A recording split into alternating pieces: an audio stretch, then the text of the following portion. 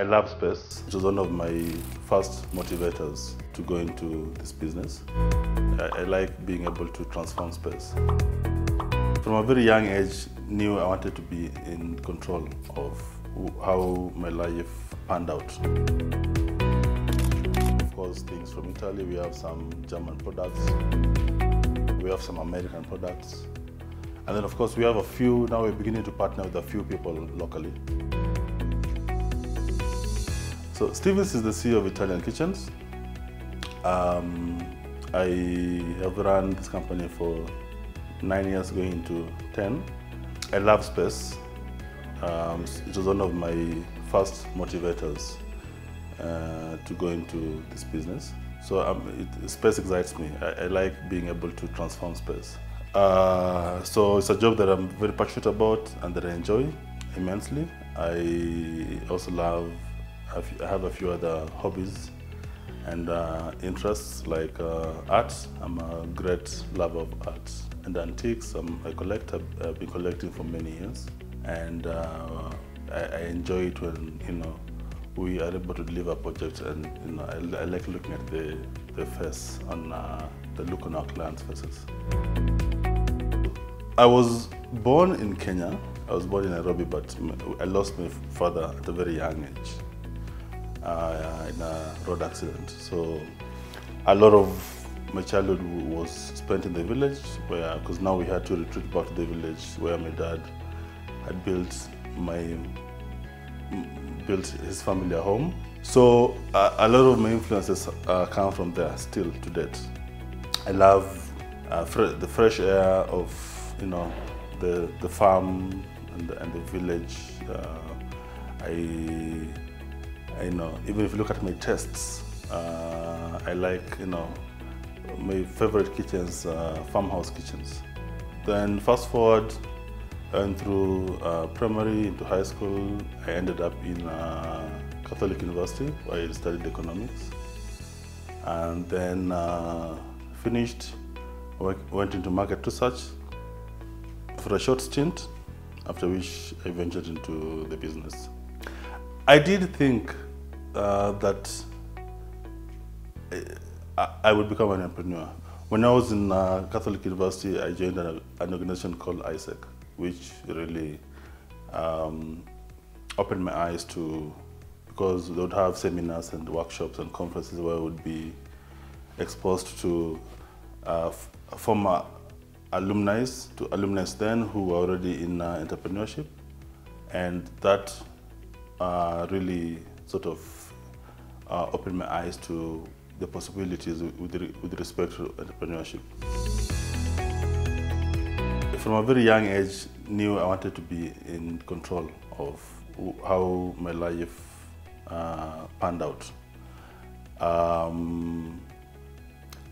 Part of that might have been because of my circumstances growing up without a father and not always feeling in control of life.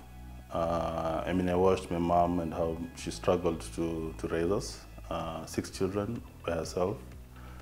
And so I think for me, I just wanted to be more in control of the outcomes of my life, and I felt like entrepreneurship would put me in that position. I had been very intrigued by the idea. The whole concept, I found it very intriguing, and the business model. So, so I kept that at the back of my mind. Later on, I left the country, went to work abroad, and one time, and this is why I was talking about influences, a summation of your life experiences. Yeah.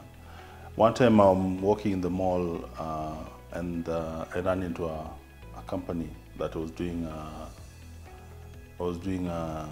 Spanish and Italian kitchens, and I was blown away by the setup of the showroom and the layout and the quality of the product. And then that is when I made the decision. I had my light bulb moment. I decided right then and there to come back home and set up. So we get into the business after that, and we start trading. So we didn't have a lot of capital to set up a showroom like this or to have inventory at that time. We got in and we started by building the business from ground up.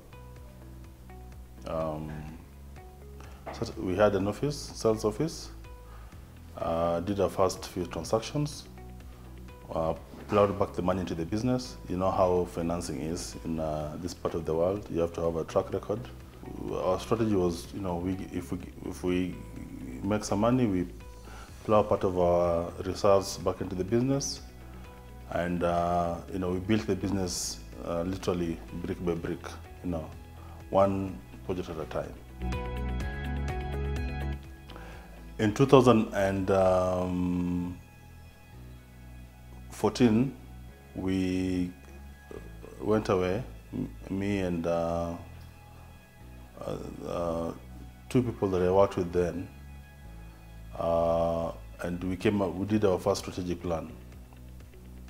And part of what we wanted to do was to come up with a showroom, because our product is a very tactile product.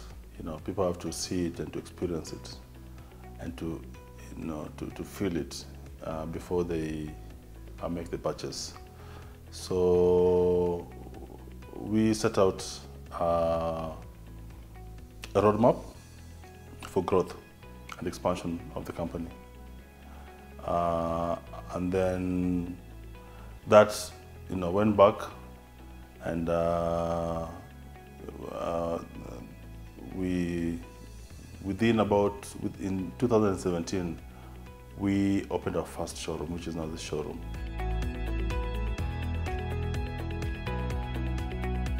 So this essentially is a projects showroom.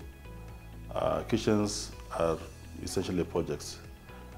It's different from our other showroom, which is a retail showroom.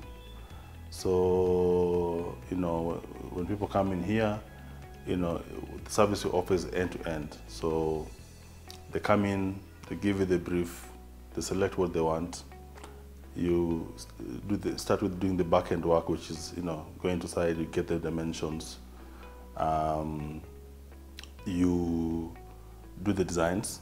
So we have a whole design team, interior design team, and then you invite the client in. We sit in the boardroom, we review the work. If we need to tweak or make changes or amend anything, we do that in real time. And then once we have the final outcome or final concept, they sign on it, and then now we place the orders. Production is done, we ship in, and then we install. So that's an entire value chain.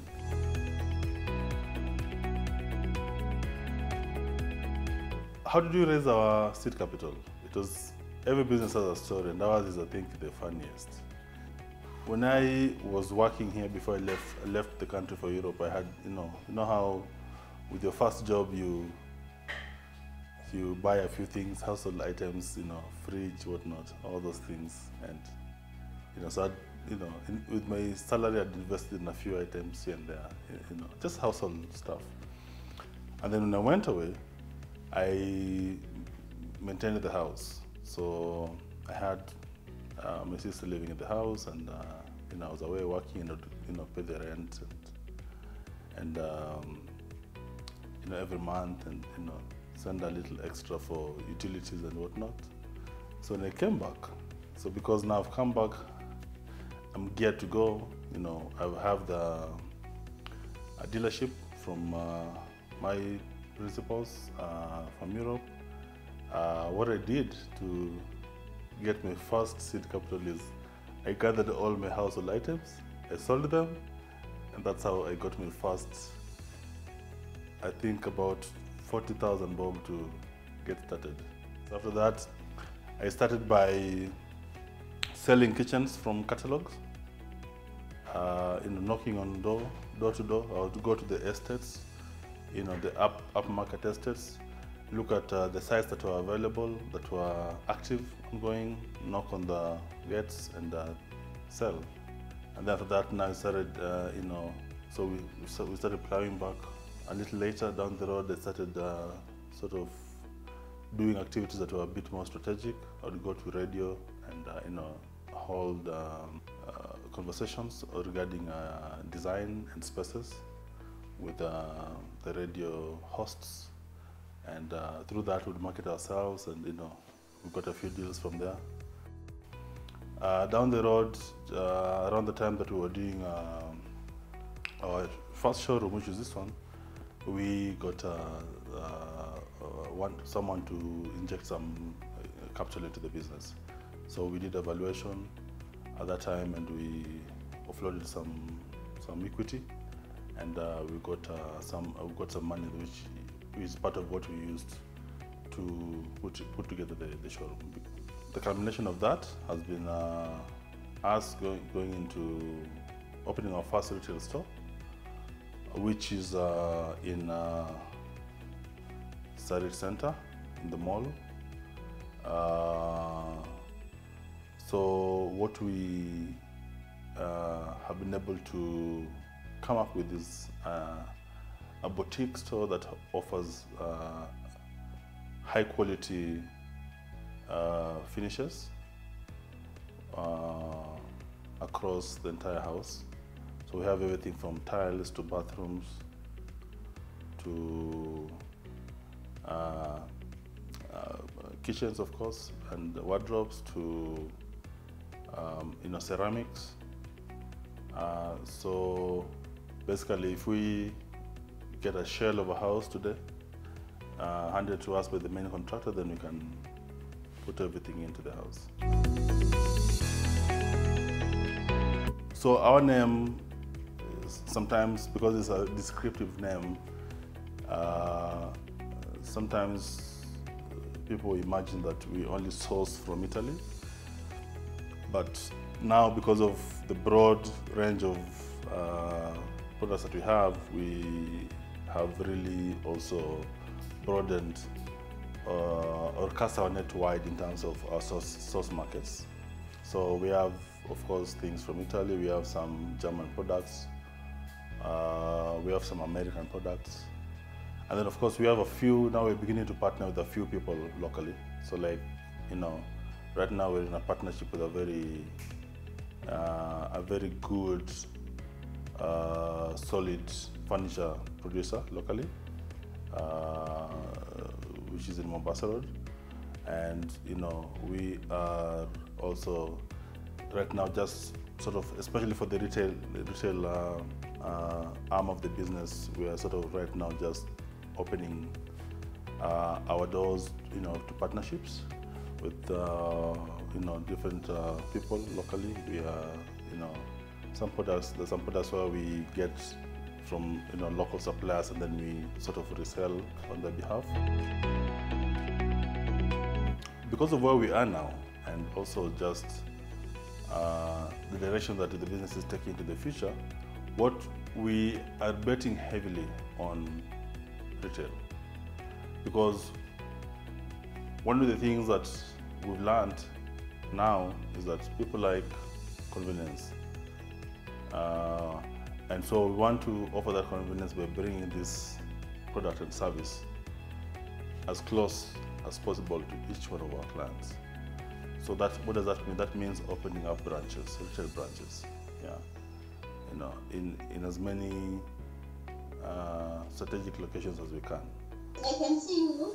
All right, good.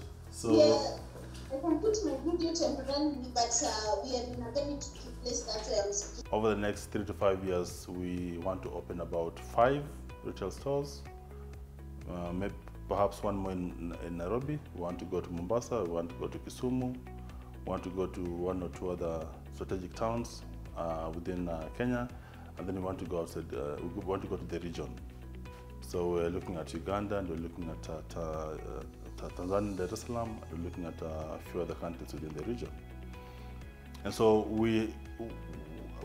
our goal and objective is to have a vast footprint in the market in terms of the branch network, so that we're able to bring this product as close as possible to all our clients. And for us to do that, then it means we have to do a capital call. So right now, we're in the process of talking to, with the process of raising funds. We've done our valuation, we've done, we've made the necessary arrangements and done the back-end work. And we're talking to private equity firms and venture firms, as well as individuals who would like to be part of this vision, and who can come in and help us to move this this company to the next level. So that is something that we hope to do and to achieve over the next 6 months to 1 year. We're looking at raising $2 million for that expansion, and we hope that we can achieve this over the next 12 months. So, we would like to grow this brand to be a household name and to be the go-to brand for anyone looking for nice, unique boutique, inexpensive finishes, because we realize that there's a gap in the market, especially now. They say that every crisis presents an opportunity. We saw a spike in construction during COVID time because a lot of people sought security. So if most people who had been deferring the decision of building a home suddenly saw the need and urgency for it, and a lot of them went out and built homes. And so right now there's a lot of such individuals who are looking for finishes for their homes, and that's a gap that we hope to fill. Also, the home now is becoming the office, it's becoming the place where people are spending a lot of time. Some people have permanently transferred their office to their homes, so they need to keep it comfortable. We see that also as a gap for us that we can fill, and so we feel like this expansion also will help in filling that gap in the market, because we'll be able to bring all these nice finishes right at the doorstep of our customers.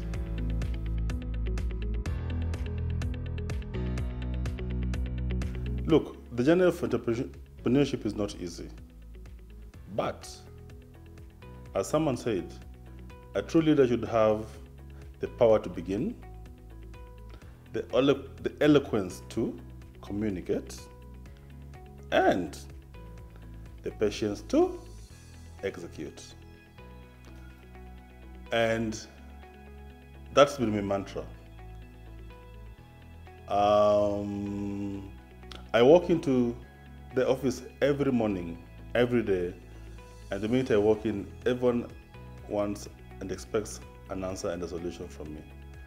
And sometimes I don't have the solutions and the answers, but the business has to continue. And also, you have to, as an entrepreneur, you have to understand at some point that you are a person with limitations.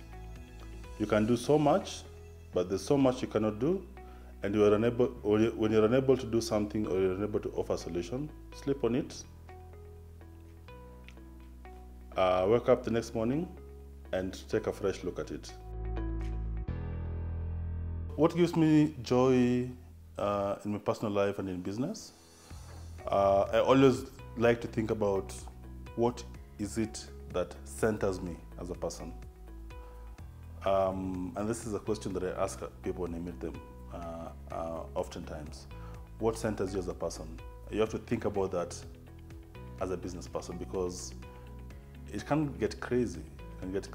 We are in this maze of a journey, and you're trying to navigate, and there's a lot of people that are looking up to you for leadership and for guidance, and And it's the same way that, you know, like I tell my friends, I was telling my friends a few days ago that, you know, counselors always have counselors that counsel them.